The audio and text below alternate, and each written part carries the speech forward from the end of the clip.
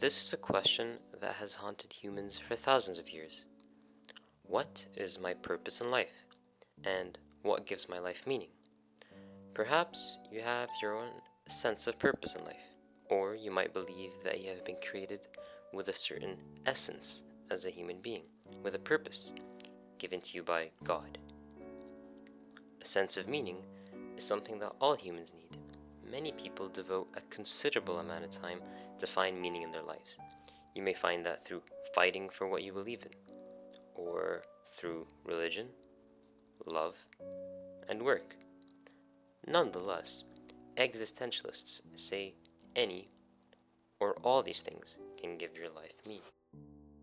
The history of existentialism goes back thousands of years to Aristotle and Plato in ancient Greece, where they came up with the concept that everything in our world has an essence.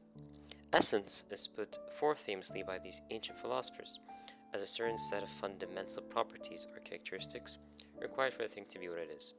For instance, an acorn has a tendency to develop into its essence as a full-grown tree. Another example is that a knife could have a metal or a wooden handle, which doesn't really matter. What matters is the blade.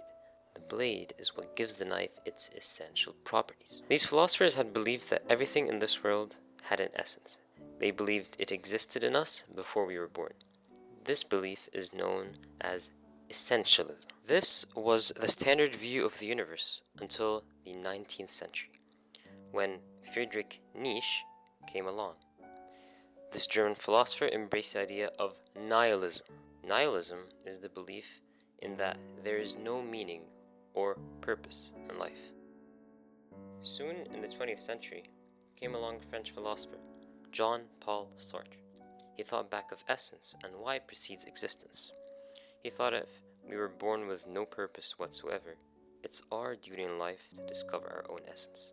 Sartre said, "We meant that man first of all exists, encounters himself, surges up in the world, and defines himself afterwards." This is the framework of what we now know as existentialism. Existence precedes essence. Humans are fundamentally different from inanimate objects. We are not designed or built with a predetermined function in mind. We come into this world lacking a predetermined essence. We are free to define ourselves as we choose. At times, we are forced to confront the meaningless of existence. Existentialists refer to this component as the absurd. It's how they describe the search for answers in a universe without any meaning or truth. An answerless universe. We sometimes confront the absurd. We seek meaning in life, but we cannot find it. However, we still try. A significant component of existentialism is freedom. Sartre would argue that man is condemned to be free. We have the freedom to express ourselves, to live our lives as if it were a work of art, as if our lives were blank canvases where we can sketch anything we desire. We have the freedom to assign our existence any kind of meaning that we want. With freedom, one possesses the ability to develop one's essence independently without the effects of religion and society, as well as the ability to accomplish one's personal goals with complete freedom. But he also said within being free, there's responsibility. We must take responsibility for our decisions. Sartre had also believed with all the freedom you are given, the best thing to do is to live authentically, meaning that in light of the absurd, one must accept all the freedom that one has been given. You must establish your own meaning in life. You must make your own choices. No one else can make them for you, not your society, family, or religion. A choice made by others is considered inauthentic, and is what Sartre would call as bad faith, not accepting the absurd. Toy Story is a beloved children's movie series with 3 movies that have been released in the past 20 plus years, as well as another that was recently announced to be released in 2019. The movie that we're going to analyze to help you all understand existentialism a bit more is Toy Story 3. But before we talk about Toy Story 3, we must know a bit about the first and second Toy Story. Toy Story revolves around the toys of young Andy. One day on his birthday, we are introduced to a new toy that was given to him as a gift, and it was called Buzz Lightyear. Though Andy's favorite toy of all was Woody the Cowboy, but soon after when Buzz came along, Woody began to get jealous and fret that he could stop being Andy's favorite toy. That then began the rivalry of trying to get rid of each other. Spoiler alert, For those who haven't watched it yet, they became besties by the end. In Toy Story 2, Woody was abducted, and the whole crew of toys came to his rescue, and then by the end, new friends were made and have joined them to return back to Andy. Fast forward to when Andy is 17 and almost off to college. Now 17 years old, he has stopped playing with his toys. Now feeling abandoned, the toys were stuffed into a black bag and were meant to be moved into the attic, but were unfortunately misplaced and donated to their local daycare. Afraid and only having each other, some of the toys believe that the daycare is where they're meant to be. Some conform to the idea that Andy meant for them to be there, and it was now their purpose to play with the kids in the daycare almost every single day. Though others believe that it was all a mistake and that they belonged with Andy and he gave them meaning and purpose to their lives. The main adventure of the whole movie begins when almost all the toys realize that the daycare was not meant for them. They then reconciled and created an elaborate plan to get back to Andy with some new friends. However, the only thing standing in their way was the toy leader of the daycare, Lotso, preventing them from leaving. By the end of the journey, they overcame many obstacles, but ended up saying goodbye to Andy and discovered their new purpose in their lives with a new child to give them meaning. When it comes to analyzing Toy Story 3, it becomes obvious that the movie is more than surface level, that it has underlying themes and messages that aren't explored as thoroughly in most adult movies, let alone Pixar animations. In terms of existentialism, the characters deal with three key concepts of the philosophy: the ideas of existence preceding essence, the absurd, and authenticity. The film begins with the entire cast of toys in a large, cluttered chest. They make an attempt to have their 17-year-old owner, Andy, play with them once more before he heads off to college.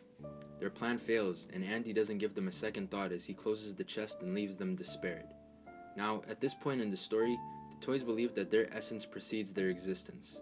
They believe that they were created with only one purpose, that being to act as playthings. Accordingly, when they notice that they are not being played with, they begin to face an existential dilemma. We're getting thrown away! No, no one's getting thrown away. How do you know? We're being abandoned. We'll be fine, Jesse. So why does Sarge leave? Should we leave? I thought we were going to the attic. Oh, I hate all this uncertainty. Whoa. If they are not being used for their sole purpose, meaning they cannot actualize their essence, then what is the point of their existence? This is when the toys stare into the abyss of absurdity. Their crisis is made even worse when they are mistakenly tossed onto the curb in a trash bag. Although they were not being played with in Andy's room, there was at least always the prospect of being picked up and enjoyed from time to time. However, that optimism would diminish when they're placed in a landfill, where they're guaranteed complete and total isolation from any fun-loving children. I get it! It's triple ply, high-density polyethylene! There's gotta be a way out. Oh, Andy doesn't want us. What's the point? In a stroke of luck, they end up being transported and donated to Sunnyside Daycare. Here's where the toys pull themselves up by the bootstraps and face the absurd. It's been said that there are only three solutions to absurdity: suicide, religious and spiritual belief, or simply accepting the absurd and continuing to live in spite of it. The toys find the daycare to be some sort of haven for them, where they'll be played with 5 days a week, from sunrise to sunset.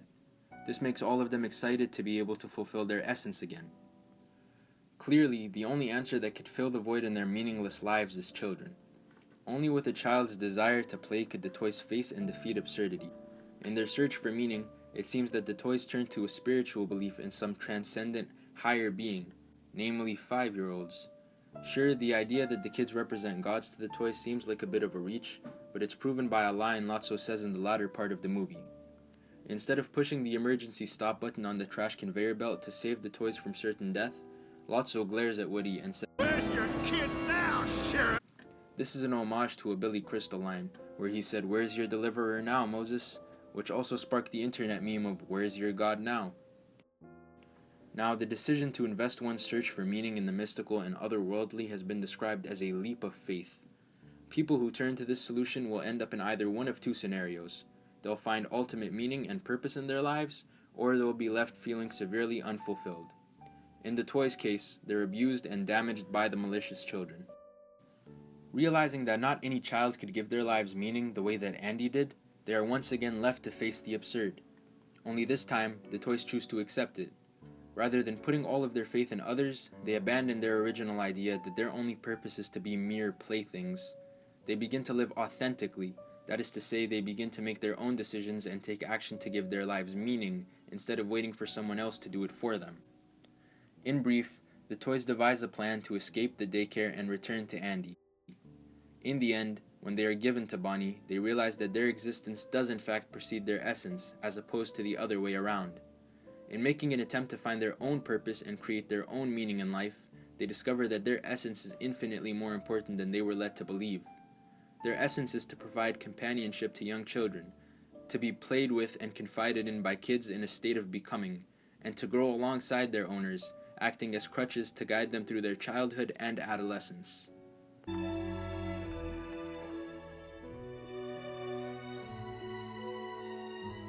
So long.